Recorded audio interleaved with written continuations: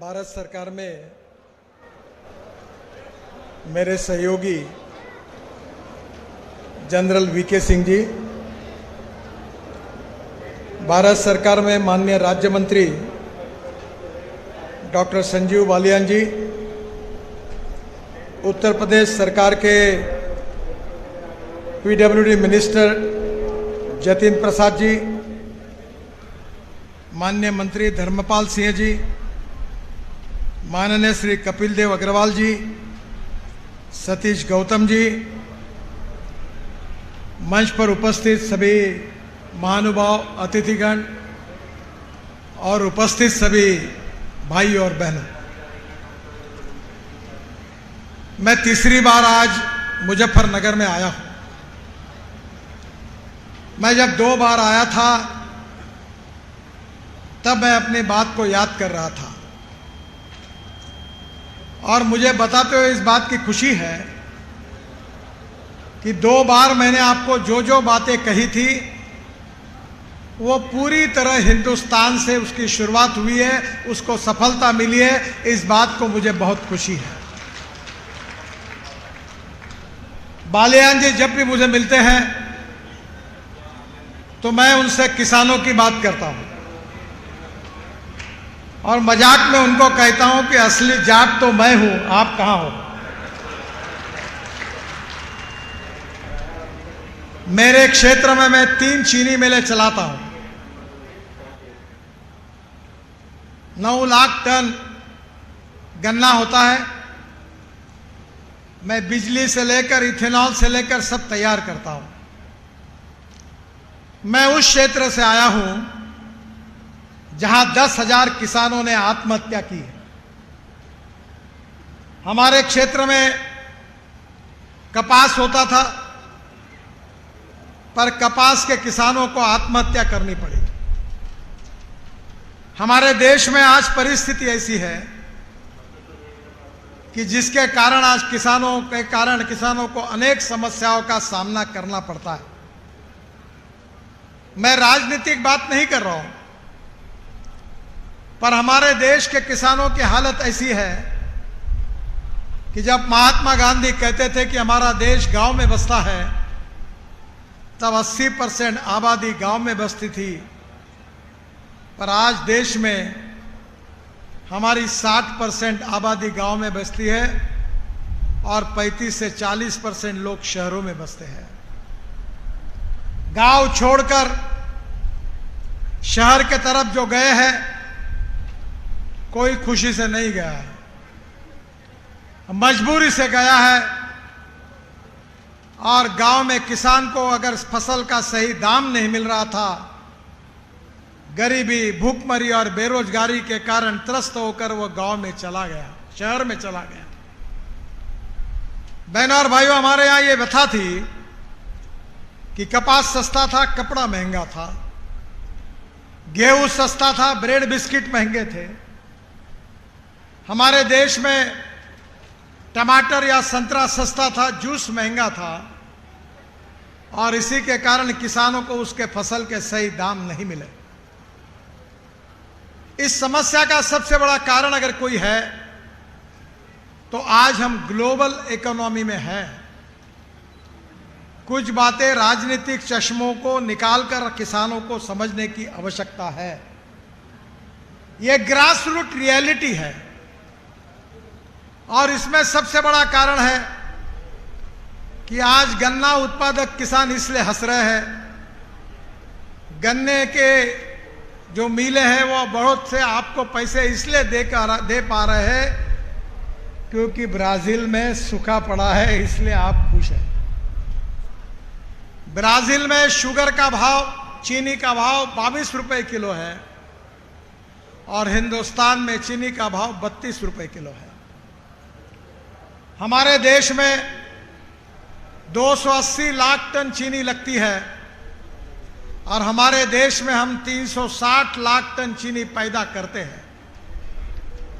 जब 360 लाख टन का उत्पादन हम करते हैं तो पिछले साल का 60 लाख टन चीनी बैलेंस में आकर उसमें ऐड हो जाती है। इस बार भारत सरकार में चीनी निर्यात करने के लिए प्रोत्साहन दिया। 34 रुपये 35 रुपये के भाव से चीनी निर्यात हुई, जिसके कारण चीनी का स्टॉक कम पड़ा और जिसके कारण आपको गन्ने उत्पादक किसानों को पैसे मिल पाए। पर मैं आपको बताता हूं, उसी समय मैं आया था तब आपको मैं कह रहा था, अब आपने मेरी बात 50% सुनी है और मैं जो कह रहा हूं वो हर बात सिद्ध हुई है। अब दुनिया भी रिकॉग्नाइज करती है, लोग भी रिकॉग्नाइज करते, पर जब मैं कहता था तो लोग उस बात पर विश्वास नहीं रखते थे। मैंने चीनी मिलों के सम्मेलनों में उनको कहा कि चीनी मत तैयार करो, इथेनॉल बनाओ। हमारे देश में 16 लाख करोड़ रुपए हम पेट्रोल डीजल, जिसको हम फॉसिल फ्यूल कहते हैं, उसके इंपोर्ट पर, आयात पर खर्चा करते हैं। और मैं 2004 से चिल्ला चिल्ला कर कह रहा हूं कि हमारे देश का किसान अन्नदाता है, हमारा देश का किसान अब ऊर्जादाता बनेगा।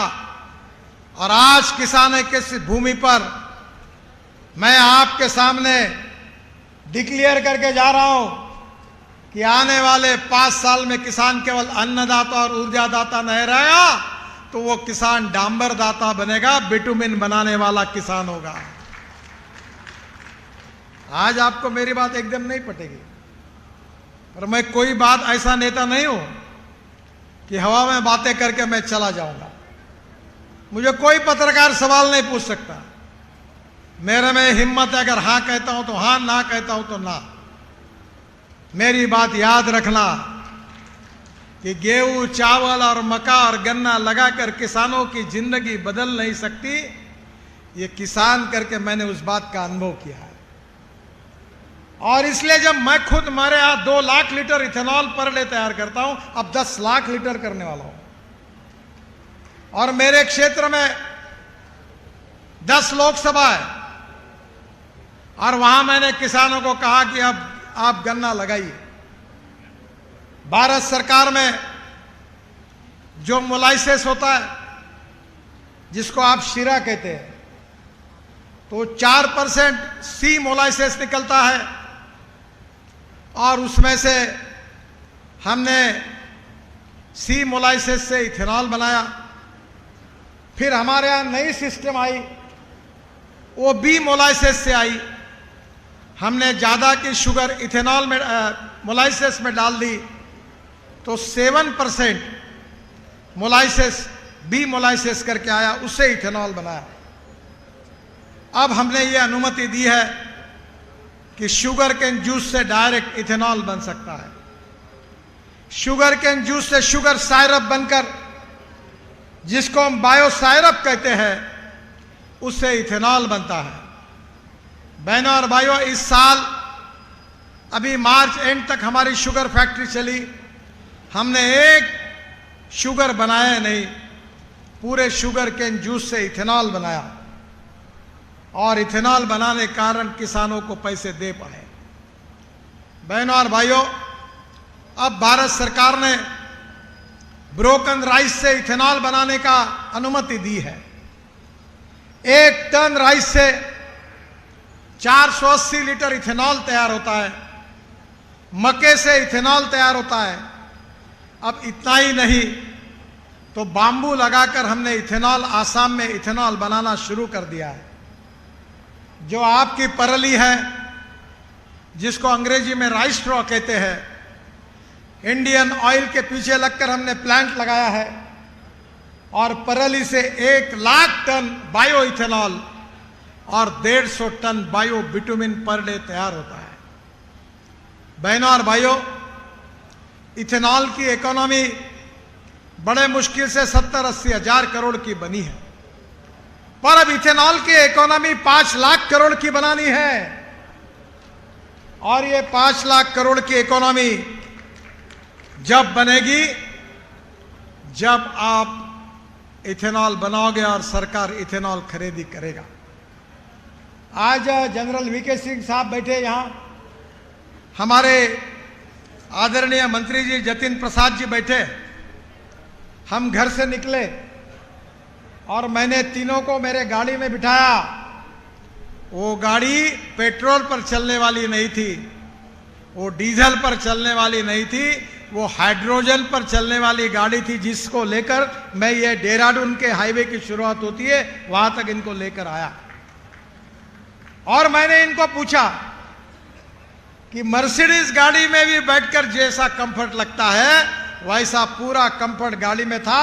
गाड़ी 300 किलोमीटर प्रति घंटा स्पीड से दौड़ सकती है, ना पानी आता था, ना धुआं आता था, ना आवाज आता था, वो हाइड्रोजन पर चल रही थी। अब आप समझ लीजिए कि देश के इकोनॉमी से 16 लाख करोड़ रुपए देश के बाहर अगर जाते हैं तो क्या इसको रोकना नहीं चाहिए? 16 लाख करोड़ बाकी देशों में भेजने के बजाय ये 5 लाख 6 लाख करोड़ किसानों के घर में, उनके जेब में नहीं जाने चाहिए?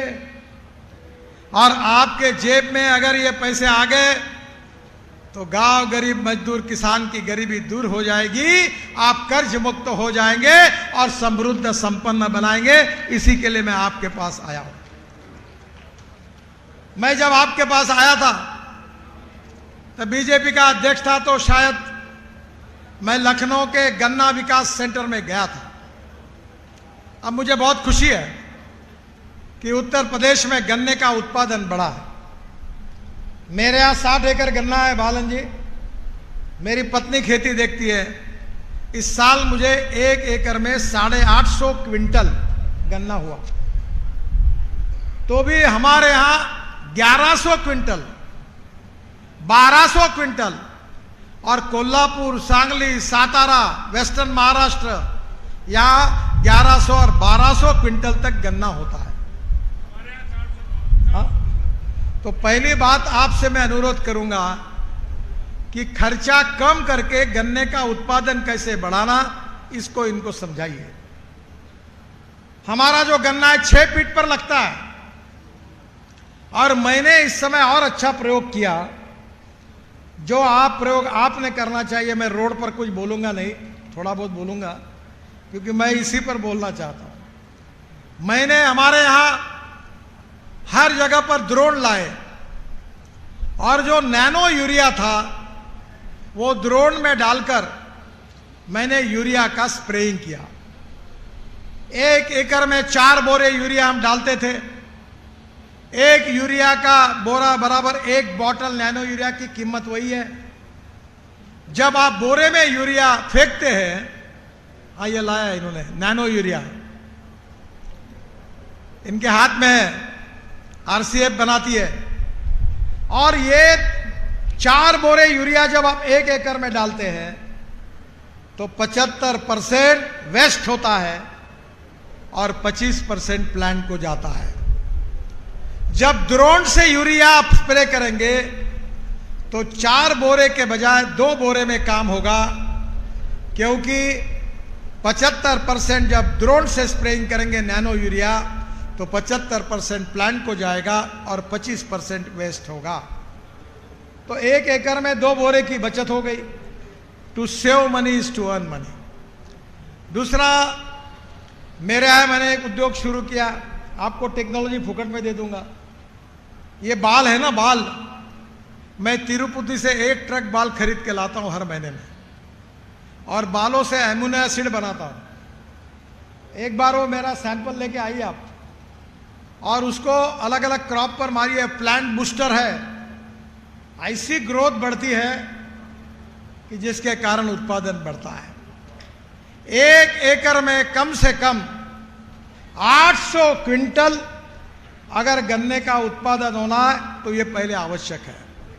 दूसरी बात आपको मैं बताना चाहता हूं, मुझे मालूम है आप मुझसे नाराज होंगे, मुझे फर्क नहीं पड़ता, क्योंकि सच बोलने में मैं डरता नहीं। तुम शुगर फैक्ट्री के नाम से ये सबसे मैं कहता हूं कि जिसने पिछले जन्म में पाप किया होगा वो शुगर फैक्ट्री शुरू करता है।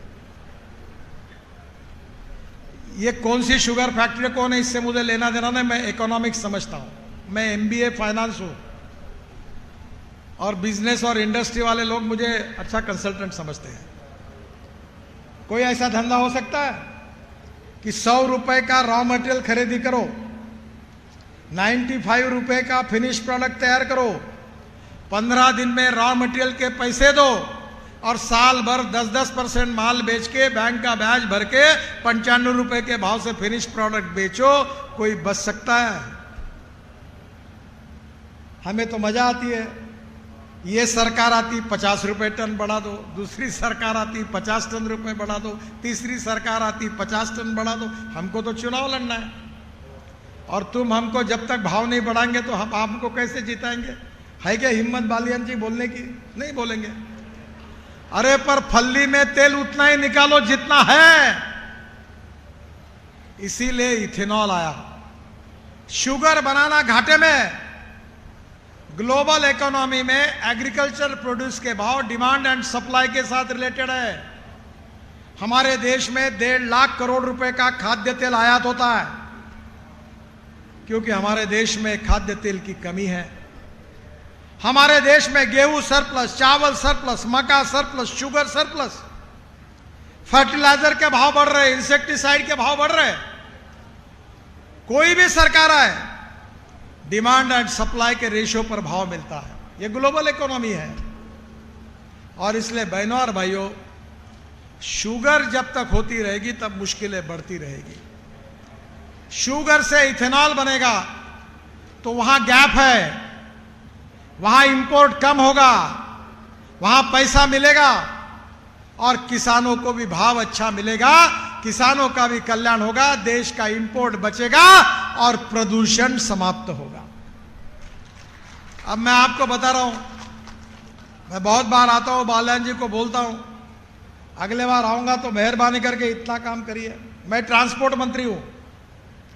मैंने बजाज की स्कूटर और मोटरसाइकिल तैयार करवाई, टीवीएस की मोटरसाइकिल और स्कूटर तैयार की, मैंने हीरो की मोटरसाइकिल और स्कूटर तैयार की, खुद लॉन्च की। मैं मंत्री हूं इस डिपार्टमेंट का। और 1 लीटर पेट्रोल है 120 रुपए का, इथेनॉल है 60 रुपए लीटर का। और मैंने रशिया से एक टेक्नोलॉजी लाई कि 1 litre petrol equal to 1 litre 300 ml ethanol. तो एक नई मशीन लाई, प्रयोग किए इंडियन ऑयल के फरीदाबाद के लेबोरेटरी में। वो टेक्नोलॉजी भारत सरकार ने एक्सेप्ट की। अब इथेनॉल का एवरेज और पेट्रोल का एवरेज सेम है। मैंने बाइक तैयार की, स्कूटर दी, अब इथेनॉल के पंप डालो और किसानों के बेटों को बताओ कि ये हीरो वाली, बजाज वाली, टीवीएस वाली 100% इथेनॉल वाली स्कूटर चलाओ, ऑटो रिक्शा चलाओ। अब वो परमिशन दे रहे हैं हम लोग, आप वो पंप डालो, एजेंसी मैं दिलाता हूं आपको चाहिए तो। और सब किसानों के बेटों को कहे कि पेट्रोल की नहीं चलाऊंगा। टोयोटो कंपनी का नाम सुना है आपने? मैंने टोयोटो कंपनी की फ्लेक्स इंजन की गाड़ी मेरे घर पर है। अभी मर्सिडीज से लेकर सुजुकी, मारुति सब गाड़ियां ला रहे। मैं सबके छाती पे बैठा हूं क्योंकि मैं किसान का प्रतिनिधि हूं। और मैंने कहा इथेनॉल की गाड़ी लाओ। फ्लेक्स इंजन का मतलब ऐसा है कि 100% पेट्रोल और 100% बायो इथेनॉल। इथेनॉल 120 रुपए का, पेट्रोल 60 रुपए का, कंज्यूमर भी खुश, एवरेज सेम और प्रदूषण नहीं के बराबर। अब ये फ्लेक्स इंजन में जो गाड़ी है, आपने मालूम टोयोटो की एक कैमरी नाम की गाड़ी थी, उसमें 100% पेट्रोल डालने के बाद वो 60% पेट्रोल पर और 40% बिजली तैयार करती थी। अब टोयोटो के मॉडल आए इसके, अब 6 महीने में मॉडल आ रहे वो क्या आ रहे कि टोयोटो की सब गाड़ियों में 100% इथेनॉल डालो 60 रुपए का, 40% बिजली तैयार करेगा तो इथेनॉल पेट्रोल का रेट 25 रुपए लीटर आएगा। 17 किलोमीटर पर लीटर इथेनॉल पर एवरेज मिलेगा। तो पेट्रोल क्यों खरीद रहे हो, क्यों इंपोर्ट कर रहे हो?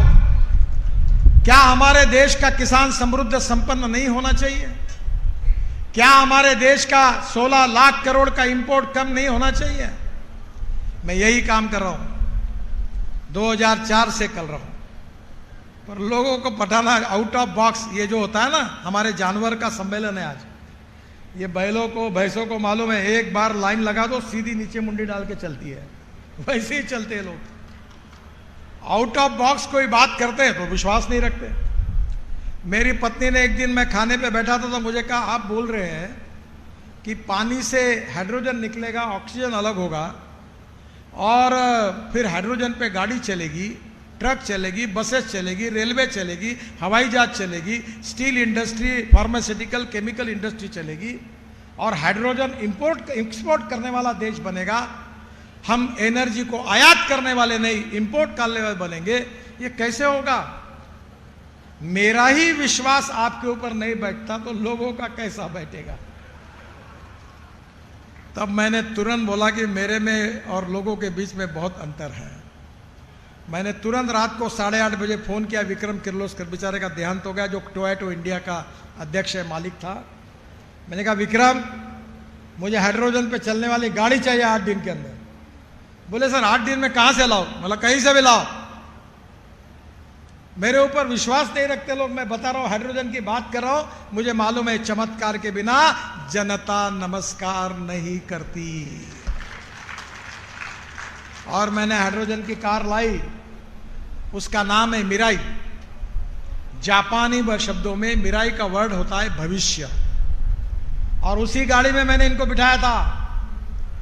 और आगे मैं आपको बताने वाला हूं, ये गेहूं चावल के बजाय हमारा किसान अन्नदाता बनेगा, ऊर्जादाता बनेगा, इथेनॉल बनाएगा। और जो बगास है, खोई खोई बोलते हैं ना उसको। और हाइड्रोजन 3 प्रकार का है। जो पेट्रोलियम से तैयार होता है वो ब्राउन हाइड्रोजन, जो पानी से और कचरे से तैयार होता है ऑर्गेनिक वेस्ट से, वो है ग्रीन हाइड्रोजन। जो कोयले से तैयार होता है वो ब्लैक हाइड्रोजन। मैं आपको बताकर जा रहा हूं, आपके फायदे की बात, मेरी बात शांति से सुनना। तुम्हारा भविष्य इसमें ही है। एक कुएं में यहां पानी पानी है। मैं आज रोड पे आ रहा था, खेत देख रहा था, भाग्यवान हो। मेरे खेत में 3 कुएं हैं, 7.5 हॉर्स पावर के 3 सोलर पंप लगाए मैंने, और 450 फीट नीचे पानी है। हम पानी के लिए काम कर रहे हैं। मुझे अभी 4 डिलीट मिली, 6 डिलीट मिली, डॉक्टरेट। उसमें से 4 डिलीट जो एग्रीकल्चर साइंस के लिए मिली। अभी मैं आपके यहां मोदी नगर में आया था, वो तमिलनाडु के यूनिवर्सिटी ने मुझे डिलीट दी। फिर उसके बाद अभी 15 दिन पहले गलगोटिया यूनिवर्सिटी में आया था, नोएडा में। तो हमने हमारे यहाँ पानी के लिए हम काम करते हैं। क्या कहते हैं? दौड़ने वाले पानी को चलने के लिए लगाओ, चलने वाले पानी को रुकने के लिए लगाओ, रुके हुए पानी को जमीन को पीने के लिए लगाओ। गांव का पानी गांव में, खेत का पानी खेत में, घर का पानी घर में। और मैं बड़े बड़े रोड बना रहा हूं। मैंने अभी एक यूनिवर्सिटी में 36 तालाब बना दिए, क्योंकि पानी नहीं हमारे यहां। और नदी नालों का खोलीकरण कर रहे, तालाबों की मिट्टी निकाल रहे। अभी मैंने मंत्री जी को कहा, जतिन जी को, कि वो नदी देखी। मैंने बोला, मुझे परमिशन दो, फुकट में ड्रेसिंग कर देता हूं। अभी दिल्ली में 3 माउंटेन है कचरे के। मैंने दिल्ली का रिंग रोड बना रहा हूं, 20 लाख टन कचरा मैंने रोड में डाल दिया। और मैंने कहा 2 साल के अंदर ये पूरी टेकड़ियां समाप्त कर देंगे, इसका वचन दिया। आप वो मुझे दे दो, मैं वाटर स्टोरेज कैपेसिटी बढ़ा देता हूं। बहनों और भाइयों, एक बात याद रखना, थोड़ा सा अंग्रेजी में बोल रहा हूं इसलिए माफ करना मुझे, क्योंकि उसमें मराठी वर्ड नहीं है। Innovation, entrepreneurship, science, technology, research, skilled, इसको हम नॉलेज कहते हैं, ज्ञान कहते हैं। और conversion of knowledge into wealth, ये भविष्य है। और दूसरी बात का मैं बार बार जिक्र करता हूं कि no one is waste, no material is waste.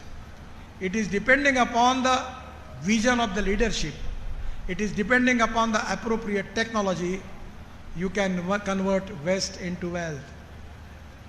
और ये दो बातें याद रखिए, आपका बगास, मैं अभी और एक प्रयोग आपको कर रहा हूं, आपको करना है वो। अब अगर वो नहीं किया तो मैं अगले बार आऊंगा नहीं मुजफ्फरनगर। 20 लाख रुपए का यूनिट लगाना है, और नहीं तुम्हारे पास पैसे किसी के पास तो मैं डोनेशन देने के लिए तैयार हूं।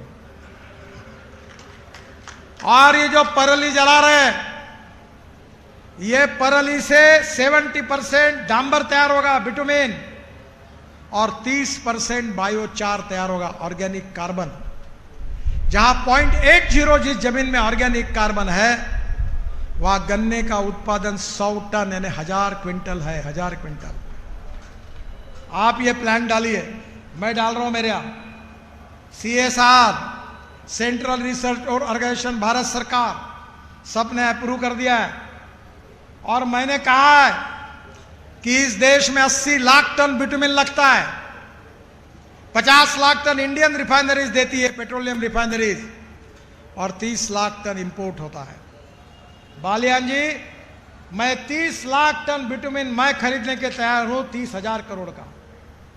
ये किसान अन्नदाता होगा, ऊर्जा दाता होगा, और बिटुमिन दाता होगा, और वो बताएगा कि इस साल मुझे 4,500 क्विंटल गन्ना हुआ, 300 टन चावल हुआ, 200 टन गेहूं हुआ, और 150 टन मैंने बिटुमिन बेचा, डांबर बेचा। ये गेहूं चावल बेच के तुम्हारा भविष्य बदलने में बहुत कठिनाई है, ये बहुत कठिन है। अगर ये बिटुमिन बेचोगे तो इसमें जो लाखों रुपए का फायदा होगा वो किसानों के घर में जाएगा। मैं पूर्वन बात कर रहा हूं, मैं हवा की बात नहीं कर रहा हूं। इसके बने हुए रोड, इसका बिटुमिन, इसका टेक्नोलॉजी सब देखने के लिए आइए। मैं पिछले बार आया था कि मैंने कहा था कि परली 5 टन ऑफ परली 1 ton bio CNG, bio LNG देती है। मेरा ट्रैक्टर कन्वर्ट हुआ है CNG पर, और 1 लाख रुपए साल की बचत है, क्योंकि डीजल के बजाय मैं CNG पे चलाता हूं। आपका प्रेसमड, बगास और परली, इससे बिटुमिन बना सकते हैं, इससे बिटुमिन के साथ बायो CNG और बायो LNG बना सकते हैं। और इसलिए मैं आने वाले समय में आपको कहना चाहूंगा कि टेक्नोलॉजी का उपयोग करो और किसानों को समृद्ध संपन्न बनाओ। गांव में नए रोजगार निर्माण करो, किसानों को उनके उपज के सही भाव मिलने चाहिए। गांव गरीब मजदूर किसान का कल्याण होना चाहिए। जब तक टेक्नोलॉजी को नहीं अपनाओगे तब तक भविष्य नहीं बदल सकता। बहनों और भाइयों, मुझे बहुत खुशी है। और दूसरी एक छोटी बात है, मुझे जल्दी जाना है। अभी मैंने महाराष्ट्र के सांगली में एक चितड़े डेयरी है, बहुत प्रसिद्ध है, 5,000 करोड़ उनका टर्नओवर है। उनकी मिठाई पुणे में लाइन लगा के खरीदते हैं लोग।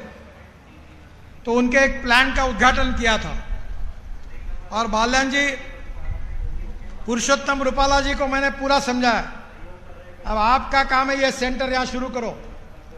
1952 में गुजरात के गिर जात की गाय ब्राजील में गई थी। अब वहां गिर जो गाय थी, हमारे मंत्री जी भी है, ये काम आप जरूर करिए, उत्तर प्रदेश की तस्वीर बदल जाएगी। वो गिर गाय 1952 में जो गई थी, उस गाय का, अभी वहां जो गिर गाय है वो 60 लीटर दूध देती है। और उसका जो बुल था, सांड, उसका नाम था टोरंडो। उसका सीमेंस आकर इंडिया में 2 लीटर के गाय को दिया तो गोरी हुई 22 लीटर की। मेरे यहां हुई है, मेरा प्राइवेट सेक्रेटरी दिवे करके, उसके यहां 12 गोरी और 4 गोरे हुए। सिंपल भाषा में बता दो, टेस्ट ट्यूब बेबी। आजकल नहीं क्या, बेटा नहीं होता तो टेस्ट ट्यूब बेबी होती, वही है। और 100% गारंटी, बेटी बचाओ अभियान की जरूरत नहीं, 99% गोरी ही होगी, गोरा नहीं होगा। और आपके सब 4 लीटर 5 लीटर वाले जर्सी और हुस्टन, सबको आप ये गिर साहिवाल का ये प्रयोग करिए, टेस्ट ट्यूब बेबी का, टेस्ट ट्यूब गोरी का। उसका जो एम्ब्रियो है, गर्भ, वो ट्रांसफर किया जाता है। एक सांगली में शुरू हुआ जिसका उद्घाटन मैंने किया, दूसरा शरद पवार साहब ने बारामती में किया, उसका उद्घाटन मैंने किया। और तीसरा नागपुर में वेटरनरी यूनिवर्सिटी में किया, उसका भी उद्घाटन मैंने किया। अब इस देश के हर जिले में गाय के लिए super speciality hospital for cows, for animals होना चाहिए। और अगर इन सब की 2-2, 3-3 लीटर की गाय अगर 22 और 30 लीटर की हो जाएगी तो किसान की गरीबी हटने के लिए कोई समय नहीं लगेगा। एक गाय, एक नीम का झाड़ और एक परिवार कल्याण हो सकता है। और जो हुस्टन है, जर्सी है, वो भी 3 एत में वो भी देशी हो जाएगी। ये घर वापसी अभियान भी हो जाएगा। मेरा आपसे अनुरोध है कि आप अभी आपके यहाँ भारत सरकार योजना बना रही है, यहाँ इसकी लेबोरेटरी शुरू करिए और यहाँ के पशुधन का विकास करने के लिए इस जिले में हर गाय 20 लीटर के ऊपर रहने में चाहिए, ये इंपॉर्टेंट है। और अभी तो पशु खाद्य के रेट बढ़ रहे हैं। मुझे आपको मालूम है, मैं तो वेजिटेरियन हूँ, पर हमारे यहाँ सोयाबीन होता है। तो अमेरिका में और यूरोप में अभी वेज चिकन और वेज मटन मिलता है, तो मैंने वहाँ से लाया। और हमारे नागपुर में एक सावजी मटन करके बहुत प्रसिद्ध है, पूरे देश के लोग आते हैं खाने के लिए। तो जो प्रसिद्ध दुकानदार था उसको कहा कि तेरे ओरिजिनल मटन में 50% ये वेज चिकन और वेज मटन डाल। और जिन्होंने खाया उनके ध्यान में नहीं आया। ये मटन जो है, ये जो बकरी का और कोंबड़ी का, ये तो 600 रुपये किलो होगा, मुझे मालूम नहीं क्या भाव, और ये 200 रुपये किलो का। इसमें 49% प्रोटीन है। और इसलिए आने वाले समय में पशु खाद्य जो है वो 22 रुपये से कम 20 रुपये किलो पे आना चाहिए, और उसमें प्रोटीन होना चाहिए। और उसके साथ ऐसा ग्रास लगाइए कि अभी 1 एकड़ में 800 टन ग्रास होता है। नेपियर ग्रास की अभी थाईलैंड से आया है, ये साइंटिस्ट है, इनको पता है, ताकि गवत घास घर का होगा और किसानों का खर्चा कम होगा, दूध का उत्पादन बढ़ेगा। और अभी खुशी हुई मुझे, सत्यपाल सिंह जी ने मुझे बताया, जहां से मैं आया हूं वहां अमूल बहुत बड़ी फैक्ट्री डाल रहा है, तो आपका दूध जाएगा। मैं मदर डेयरी के हमने हमारे शुरू की थी।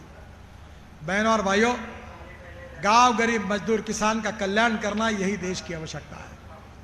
इस देश का किसान जब तक समृद्ध नहीं होगा, संपन्न नहीं होगा, किसानों के बेटों को रोजगार नहीं मिलेगा, इस किसान गांव जैसे स्मार्ट सिटी है वैसे स्मार्ट विलेजेस नहीं बनेंगे, तब तक हिंदुस्तान आत्मनिर्भर भारत नहीं बन सकता। प्रधानमंत्री का यही सपना है और वो पूरा करना है। मैं रोड तो अच्छे बना रहा हूं, बहुत लंबी लिस्ट है मेरे पास। 1 लाख करोड़ के रोड मैं मंत्री बनने के बाद आपके आजू बाजू में मैंने किए हैं, 1 लाख करोड़ के। तुम चिंता मत करो, अभी इन्होंने मांगे की, पर पहले कागज भेज देते तो मैं तैयारी करके आता, क्योंकि मैं झूठी बात नहीं कहता। पर मैं इनको वचन देता हूं, दिल्ली बुलाता हूं, अधिकारियों को बुलाता हूं, और जो भी 3 मांगे संजीव जी ने की है उसको मैं पूरी करने की पूरी कोशिश करूंगा। इसका वचन और विश्वास आप सबको देता हूं। आप लोग किसानों का कैपिटल है, राजधानी है। मुजफ्फरनगर गन्ना उत्पादक किसानों की राजधानी है। अगले बार संजीव जी एक काम करो कि यहाँ हर खेत में कम से कम 700 क्विंटल गन्ना हर एकड़ में होना चाहिए, तब प्रोडक्टिविटी बढ़ेगी, तो पैसा आएगा। और खर्चा को कम करो, ड्रोन का उपयोग करो, नैनो यूरिया का उपयोग करो, प्रॉफिट कमाओ, एक्सपेंडिचर को कम करो और किसान को समृद्ध संपन्न बनाने का मार्ग बताओ। मुझे बहुत खुशी कि मैं किसान का बेटा हूं और मैंने राजनीति में जरूर हूं, पर मेरे यहाँ जब किसान आत्महत्या कर रहे थे तो मैंने अपनी जिंदगी किसानों की आत्महत्या रोकने के लिए दी है। मैं ना पोस्टर छापता हूँ अपना, ना कोई किसी को जाके बायोडाटा छापता हूँ, ना किसी को बस कुछ मांगने के लिए जाता हूँ। मैं यही चाहता हूँ कि politics is the instrument of socio economic reform. मेरे गांव गरीब मजदूर किसान की गरीबी कैसे दूर होगी, मेरे गांव के युवकों के हाथों को काम कैसे मिलेगा, हिंदुस्तान सुखी समृद्ध संपन्न कैसा होगा, हम वर्ल्ड की सुपर इकोनॉमिक पावर कैसे बनेंगे, ये तभी संभव होगा जब गांव समृद्ध होंगे, किसान समृद्ध होगा और आपकी तरक्की होगी तो ही वो सपना पूरा होगा। मैं संजीव जी को, पशु प्रदर्शनी को, कृषि मेले को, आप सब के किसानों को बहुत बहुत बधाई देता हूं। आज मुझे दिल्ली देहरादून रोड का इंस्पेक्शन करना था। मैं दिसंबर के पहले देहरादून की फ्लाइट बंद कर दूंगा। कोई आदमी फ्लाइट में नहीं जाएगा। 2 घंटे में देहरादून और 1.25 घंटे में हरिद्वार और बीच में मुजफ्फरनगर को भी जोड़ दूंगा। तो आप चिंता मत करिए। बीच में आया था मैं, पुराना रोड मैंने देखा। मेरे मन में योजना है कि दिल्ली मेरठ के बाद जब आप मेरठ में आते तो 22 किलोमीटर शहर से रोड आता है। मेरे मन में है, आज कुछ घोषणा करूंगा नहीं, पर मैं जरूर आप सबकी समस्याओं को जानता हूं। और मैं अक्सर कहता हूं, पैसे की कोई कमी नहीं है मेरे पास। मैं लाखों करोड़ की बात करता हूं। एक पत्रकार मुझे बोल दे, मैं तो 200, 400, 500, 1000 करोड़ के काम को जाता ही नहीं। बोलता हूं जनरल साहब को आप चले जाओ। मैं 5000, 6000, 10,000, 15, 1 लाख करोड़ का रोड बना रहा हूं दिल्ली मुंबई। ऐसे 32 एक्सप्रेस हाईवे बना रहा हूं। कोई पैसे की कमी नहीं है। इस देश में पैसे की कमी नहीं है, ईमानदारी से देश के लिए काम करने वाले नेताओं की कमी है। मुझे इतना काम करने का मौका मिला, एक ठेकेदार आपको नहीं मिलेगा कि जो बताएगा कि ठेका लेने के पहले मंत्री जी के घर पर जाना पड़ा। Corruption free, time bound, quality conscious और गारंटी के साथ अच्छा काम होगा। और इसीलिए मैं कॉन्ट्रैक्टर को कहता हूं, खराब काम किया तो बुलडोजर के नीचे तुमको डालूंगा, याद रखना। अभी मैं जतिन प्रसाद जी को समझा रहा था, वो हाईवे देख रहा था। तो बोला ये वाइब्रेटिंग रोलर कितने टन का है? बोले 15 टन का। तो मैंने बोला 15 टन का क्यों, 30 टन का क्यों नहीं है? मैं बोले लगाऊंगा। तो जतिन प्रसाद जी को कहा, अगर 30 टन का वाइब्रेटिंग रोलर होगा तो कॉम्पैक्शन आएगा, 6 इंच नीचे जाएगी जमीन, तो इसको ज्यादा मटेरियल डालना पड़ेगा। इसलिए होशियारी कर रहा है। ये वाइब्रेटिंग रोलर 30 टन का नहीं है। मैंने कहा कल से लगाओ वाइब्रेटिंग रोलर 30 टन का। आपकी संपत्ति है, इस रोड के मालिक आप है। आपको अच्छे रोड बनेंगे, चिंता मत करना। पर किसानों को समृद्ध संपन्न बनाना, गांव को स्मार्ट विलेज में रूपांतरित करना, युवाओं के हाथों को काम देना, टेक्नोलॉजी का उपयोग करना, उत्पादन खर्चा खेती का कम करना और प्रोसेसिंग यूनिट, जितने एग्रो प्रोसेसिंग यूनिट डाल सकते उतने डालकर फिनिश प्रोडक्ट को बेचना, निश्चित रूप से आत्मनिर्भर भारत बनेगा। मैं हृदय से आपको बहुत बहुत शुभकामनाएं देता हूं। इस मेले के निमित्त संजीव जी ने मुझे बुलाया, उनके बहुत बहुत आभार, धन्यवाद, नमस्कार। भारत माता की, भारत माता की, भारत माता की।